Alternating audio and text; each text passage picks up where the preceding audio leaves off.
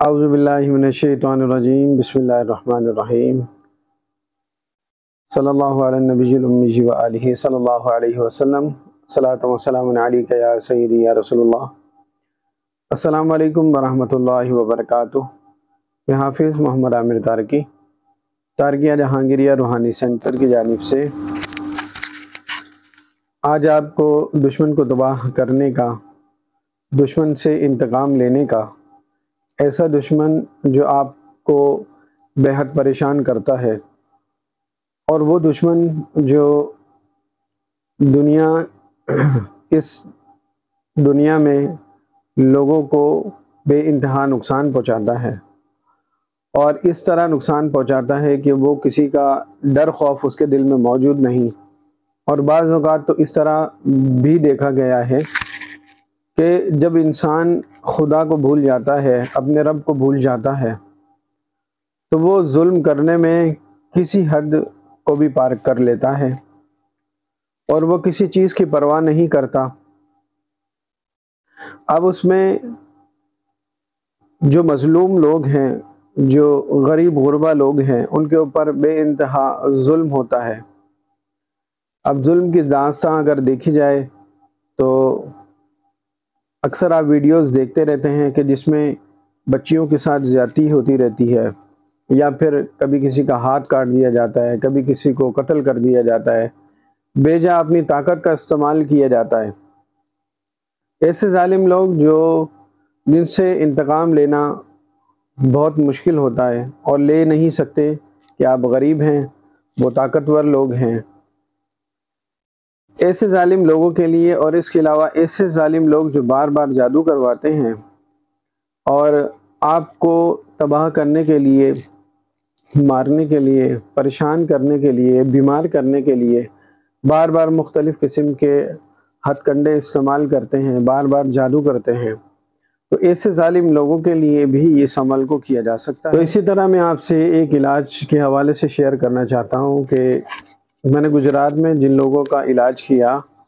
وہ بیچارے اس حوالے سے بے حد پریشان تھے۔ ان کے والد کا انتقال بھی جادو میں ہوا، تو ان لوگوں نے مجھے گجرات بلایا کام کرنے کے لیے۔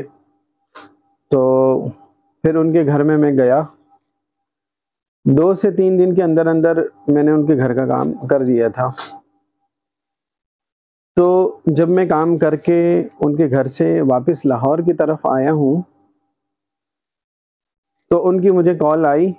کہ آپ اب سے ایک بات کرنی ہے ہم نے، کہ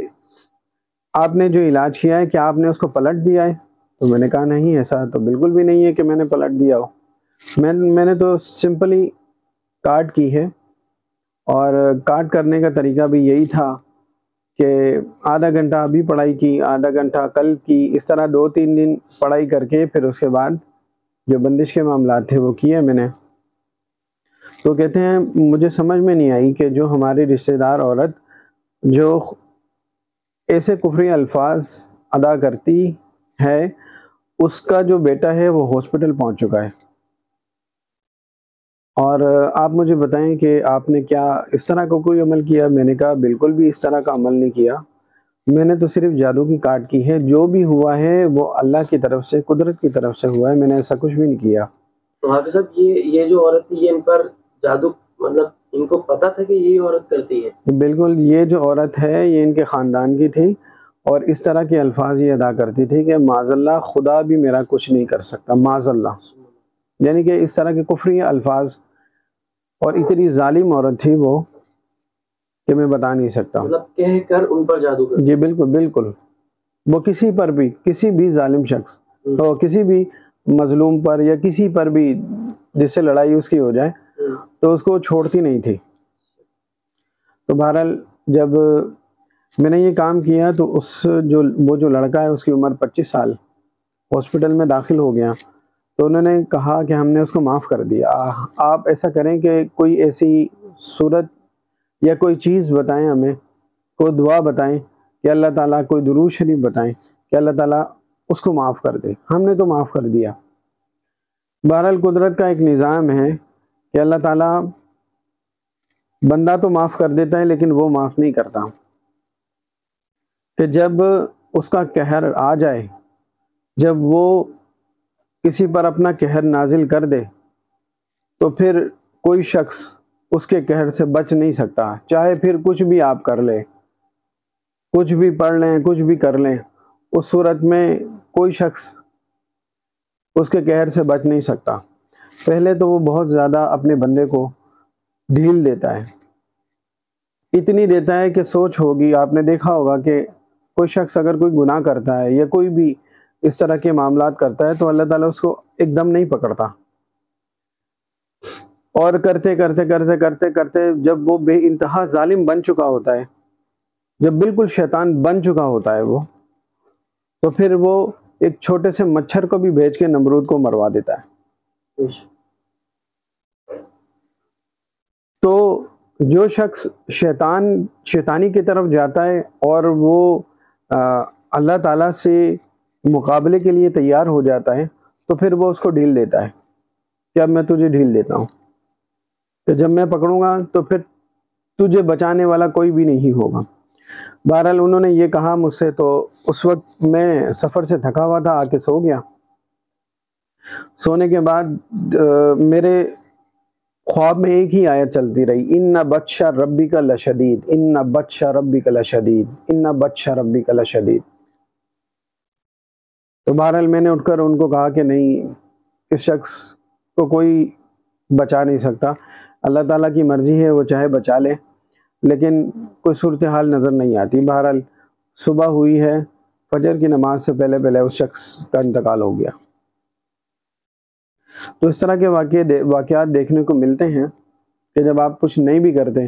تو اس صورت میں بھی بعض اوقات جو قدرت کا ایک نظام ہے وہ چھوٹے سے کام سے بہت بڑے شیطان کو ہلاک کروا دیتا ہے۔ تو اس طرح کے معاملات بھی دیکھے گئے ہیں، لیکن یہ میں جو آپ کو عمل بتا رہا ہوں، اگر کوئی شخص کسی دشمن کو بدلہ لینے کے لیے اگر یہ عمل کرنا چاہے، اس صورت میں سب سے پہلے شریعت اس کو اجازت دے، یعنی شرعی طور پر اس کو اس عمل کی اجازت لینا ضروری ہے۔ بغیر شرعی اجازت اس عمل کو نہ کریں، ورنہ شدید نقصان کے ذمہ دار ہوں گے۔ عمل یہ ہے کہ آپ نے یا ایھا المزمل، یا ایھا المزمل، اس کو آپ نے 1.25 لاکھ مرتبہ پڑھنا ہے، اور عشاء کی نماز کے بعد آپ نے 7 دن، عشاء کی نماز کے بعد آپ نے 7 دن آسمان کی طرف منہ کر کے آپ نے اس کو پڑھنا ہے، اور پڑھنے کے بعد جب آپ اس کو 7 دن کے اندر 1.25 لاکھ کی تعداد مکمل کر لیں، جب آپ عمل مکمل کریں، جیسے آج آپ نے پڑھ لیا ہے، تو پڑھنے کے بعد پھر اس پر پھونک مارے، دم کریں کہ اللہ تعالیٰ اس کو تباہ و برباد کریں۔ مطلب اس دشمن کا تصور آپ ذہن میں رکھ کے آسمان کی طرف دیکھ کے پڑھنا ہے۔ جی بالکل، پھر جب پڑھ لیں پھر اس کے اوپر دم کر دیں، پھونک ماریں اس کے اوپر پڑھنے کے بعد، تو انشاءاللہ جو بھی دشمن ہوگا اپنے انجام کو پہنچے گا، یا تو وہ راہ راست پر آ جائے گا، اگر راہ راست پہ نہ آیا تو پھر وہ تباہی کی طرف چلا جائے گا۔ اور حافظ صاحب، اگر کوئی 7 دن کرنے کے بعد مطلب ایسا نہ ہو تو وہ پھر اس کو کنٹینیو کرے؟ پھر اگر مقصد پورا نہیں ہوتا تو اس کے بعد اس کو دوبارہ ریپیٹ کر لیا جائے، لیکن اس کا جو صدقہ ہے وہ ضرور دے۔ اگر کوئی شخص کرنا چاہتا ہے تو صدقے کے بارے میں آپ ہم مجھ سے میرے نمبرز پر واٹس ایپ کے ذریعے پوچھ سکتے ہیں۔ تو آپ صاحب اس میں یہ بتا دیں، اگر کوئی پرہیز وغیرہ یا کوئی ایسی پابندی ہے اس میں نماز کی پابندی ہے، اور گناہوں سے اس میں پرہیز کیجیے گا، کوشش کریں کہ موبائل وغیرہ بھی زیادہ استعمال نہ کریں، فیس بک، یوٹیوب وغیرہ، جس میں آج کل آپ نے دیکھا ہوگا جب کھولتے ہیں تو زیادہ تر بے حیائی کی تصویریں، یا ٹک ٹاک وغیرہ، اس چیز سے بھی تھوڑا سا پرہیز کریں، نظروں کی حفاظت کریں،